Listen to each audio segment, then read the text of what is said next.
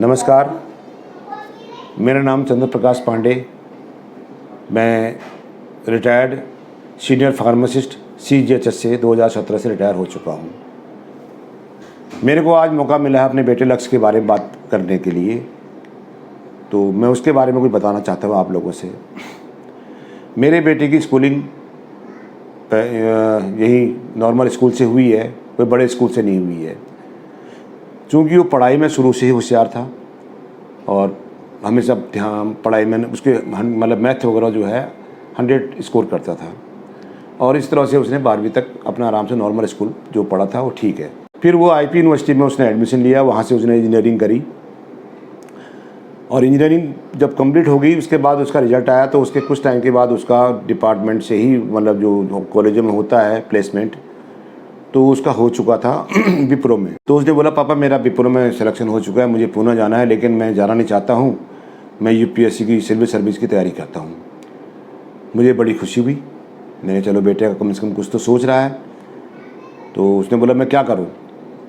मैंने अपने बेटे को सलाह दी, बेटे ऐसा है अगर आप डेडिकेट हो सकते हैं इस काम के लिए तभी इसमें मतलब पाँव हाथ डालिए, अदरवाइज़ अपना नौकरी मिल गई है ठीक है, जो भी है अपना करो।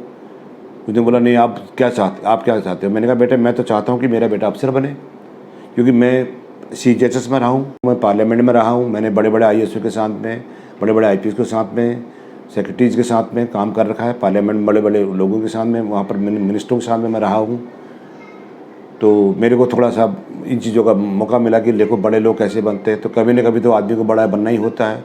तो इसके लिए सबसे पहले एजुकेशन है, एजुकेशन। और एजुकेशन जिसकी अच्छी होगी, टॉप वो होगा, वो हमेशा आगे कहीं ना कहीं काम करेगा। एक काम करते हैं, आप चलो चांस लीजिए, आप देखते हैं कितना डेडिकेट करते हैं पढ़ाई में। फिर हमने फॉर्म भरा तो उसके बाद हमने पूरी तैयारी शुरू कर दी और वो पूरी रात पढ़ता था। सवेरे जब मैं ड्यूटी को जाता था तो वो जो है कि उस समय फिर मैं उसको सलाह देता था कि आप सो जाओ, बहुत हो गया पढ़ाई, सो जाओ। फिर वो सो जाता था। फिर मैं 2 बजे करीब ड्यूटी से आता था डिस्पेंसरी से, फिर मैं उसको उठाता था, बेटे उठ जाओ अब टाइम हो गया है। फिर वो बाथरूम जाता, 3 बज जाते थे फिर फ्रेश होने में, उसके बाद खाना वाना खाने में, फिर वो अपने पढ़ाई पे लग जाता था। इस तरह से शाम के टाइम पर फिर मैं उसको 7 बजे के आसपास बोलता था, बेटा 1 घंटा कहीं आसपास पार्क में घूम के आओ, या जिम जाना जिम चले जाओ, ताकि तुम्हारा माइंड फ्रेश रहे, एक ही किसी पर टाइम मत दो। तो इस तरह से वो करी। तो पहले साल तो मतलब प्रीलिम्स उसका नहीं निकल पाया, लेकिन उसको एक एक्सपीरियंस हो गया कि कैसा होता है। फिर उसने बोला कि मुझे कोचिंग करनी है। मैंने कहा ठीक है कर लो। अब मेरे पास तो जो भी था, मैं तो रिटायर आदमी हूँ, मतलब उस समय तो मैं जॉब में था। तो बाजीराव में वहाँ एडमिशन किया। वहाँ पर बाजीराव में इतनी भीड़ थी, 180 बच्चे एक उसमें है। मैंने बेटा पढ़ाई कैसे चल रही, करे पापा वहाँ तो भीड़ ही भीड़ है, समझ में कुछ आता नहीं है, क्या पढ़ता हूँ, मतलब नंबर ही नहीं आता क्वेश्चन पूछने का। जब वहाँ से 6 महीने का कोर्स पूरा मतलब अपने पढ़ाई करके वो आया घर, तो उसने बोला पापा मेरे को तो ना मतलब जो है कि कोचिंग में कोई खास समझ में नहीं आया, मैं सेल्फ स्टडी करूँगा अब। मैंने कहा एक बार देख ले, अगर और पढ़ना तुझे तो मैं देख ले होगा, मैं करूँगा, अपनी तरफ से कोशिश करता हूँ। लेकिन उसने बोला नहीं मैं खुद सेल्फ पढ़ूँगा, सेल्फ स्टडी करूँगा। फिर वो सेल्फ स्टडी के लिए फिर हमने मटेरियल्स लाने शुरू करे। उसके लिए फिर मैंने क्या करा कि जो भी मेरे से, जैसे पार्लियामेंट में था तो मैं वहाँ से बजट की बुक ले आता था, लोकसभा के, विधानसभा के, राज्यसभा के, इधर उधर से जो भी नोट्स मिलते थे मुझे, भारत के संविधान, ये सब किताबें ला के उसके आगे रख देता था। और किसी ने मुझे बोला कि हिंदू पेपर लगाइए, किसी एक एमपी साहब ने बोला था कि हिंदू पेपर अपने बेटे को लगाइए, उससे काफ़ी मदद मिलेगी आपको, वो भी लगाया। और उस तरह से हमने एक शेड्यूल बना के पढ़ाई करना शुरू कर दिया उसने। अच्छा, उसके बाद जब पढ़ाई करने लग गया तो उसके बाद फिर मैंने देखा कि मेरे पहले साल में जब नहीं हो पाया, दूसरे साल में फिर हमने देखा यार इसको कभी घर में कोई आ रहा है, कभी कोई आ रहा है। मैं छोटा सा क्वार्टर था मेरा, बड़ी दिक्कत होती थी, तो कभी कोई आ रहा है। फिर मैंने इसको एक लोकल लाइब्रेरी में वहाँ पर एडमिशन इसका मतलब कराया कि ताकि वहाँ पर आराम से फ्री होकर पढ़ सके, कोई घर में इसको डिस्टर्बेंस नहीं मिले। उस लाइब्रेरी में ये अकेला पढ़ने वाला था उस टाइम पर, अकेला। सुबह 10 बजे लाइब्रेरी खुलती थी, रात को लाइब्रेरी 8 बजे बंद होती थी। तो ये अकेले पढ़ता था, अकेले रात को आता था, फिर ये आके फिर उसके बाद 1 घंटा बाहर जाना, फिर उसके बाद इसकी तैयारी में लग जाता है। अच्छा, मैं इसके बारे में कुछ बताना चाहता हूँ मेरे बेटे में, कि मेरे बेटे में जो बात मैं इसको समझाता था वो शुरू से ही मानता है। हर बात को मेरे से गाइड लेता था, मुझे क्या करना चाहिए, मुझे क्या करना चाहिए। तो और बाकी अपने करना तो उसने अपनी मर्ज़ी से है, लेकिन मेरा काम है सिर्फ गाइड करना।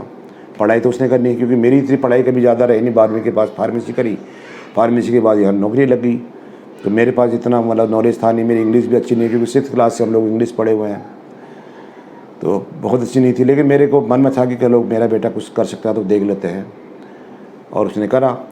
उसके बाद सबसे पहले मैंने जो है कि मैं जो आने वाले बच्चे हैं उनको मैं एक बात कहना चाहता हूँ, जो सरकार की योजनाएं होती है, बजट जो निकलती है, हर साल बजट निकलता है, उसमें सरकार की योजनाएं होती हैं।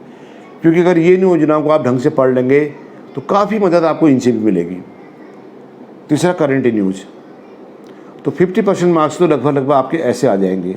चौथा, आपको लिखने का अभ्यास, क्योंकि इसकी इंजीनियरिंग लाइन थी और यहाँ था दूसरा सब्जेक्ट, इसने ज्योग्राफी ले रखी थी।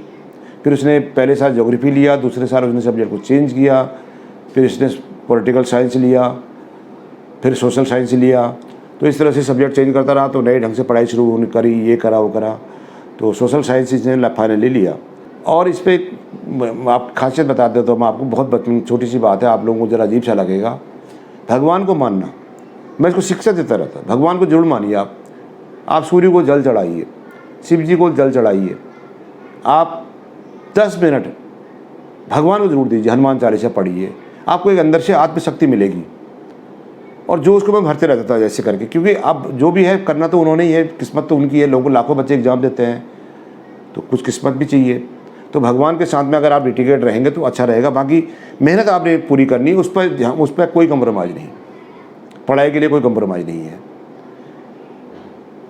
तो इस तरह से मैं आज भी वो जब भी, अभी तो वो ACP लक्ष्य पांडे मेरा बेटा दिल्ली में है, पोस्टेड है, अभी ट्रेनिंग पीरियड में है। आज भी वो जब जाता है तो सुबह शंख बजाता है, जल चढ़ाता है, भगवान को पूजा करता है, हनुमान चालीसा पढ़ता है, जो कि मैंने उसको बचपन से डाल रखी थी ये आदतें। और जाने से पहले भी पाँव छूना मम्मी और पापा के, आने के बाद भी मम्मी और पापा के पाँव छूना। क्योंकि जिस बच्चे में अपने माँ जिन्होंने सब कुछ करा है वही उनकी इज्जत नहीं करेगा, तो फिर वो पब्लिक की इज्जत क्या करेगा कल को। क्योंकि उनको कूट कूट के भरो कि हम लोग, हमारी जो नौकरी है वो पब्लिक के लिए है, हम पब्लिक की सेवा के लिए बैठे हुए हैं। हमको सरकार इतना सुविधाएं देती है, किस बात की सुविधाएं देती फिर, अगर हम पब्लिक सेवा नहीं कर पाए तो। हम है पब्लिक सर्वेंट। मैं उसको हर चीज़ को समझाते रहता हूँ, क्योंकि मैं इन लोगों के बीच में रहा हूँ पहले से, और मैं खुद सरकारी नौकर रहा हूँ। और मैं जैसा बोलता हूँ, या मेरे से सोचता है कि कई गलतियाँ भी होंगी, वो माने ना माने, बाद में कुछ कहता होगा नहीं कहता होगा मुझे नहीं पता, लेकिन जैसा कहता हूँ घर में उस चीज़ को फॉलो करता है। तो घर के परिवार के अंदर में सबको साथ में लेके चलना, और अपने माँ बाप को साथ में लेके चलना, और इष्ट देवता जो भी हमारे इष्ट देवता, जिसके भी जो भी इष्ट देवता है उनको पूजा, उनको मान के चलना, पूर्वजों को मान के चलना। सबसे पहले तो अपने पूर्वज, उनके पाँव छूता है वो। शंख बजाना, शंख से क्या होता है कि आपको पता है श्वास नली अच्छी रहती है, लंग्स अच्छे फूलते हैं। तो ये सब चीज़ें हैं। तो मैं सभी लोगों से मैं आपका धन्यवाद अदा करता हूँ कि, और जो भी मेरे से मोटिवेट हो सकते हैं वो हैं। और हर माँ बाप को भी मैं कहना चाहता हूँ कि आप अपने बेटे को ज़्यादा कंपेल ना करें, बस अच्छी शिक्षा देते जाएं और उनको एक इंसान बनाएं।